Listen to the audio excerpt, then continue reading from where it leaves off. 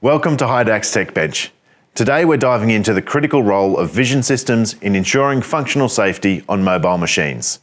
Safety, particularly in mobile machines, is becoming a more complex topic and regulatory requirements for manufacturers are increasing.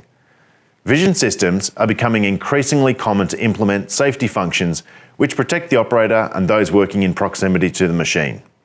A key component in a vision system is a camera suited to the task, providing high-quality images and operating in harsh environments.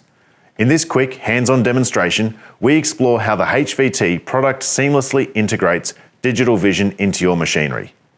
Watch as we attach the HVT module to a mobile machine setup, showcasing its ability to capture high-quality images in real time. This practical example shows the camera's capability in low light and how quickly it can adapt to changing environments. To learn more about safety on mobile machinery, visit our dedicated safety resources online.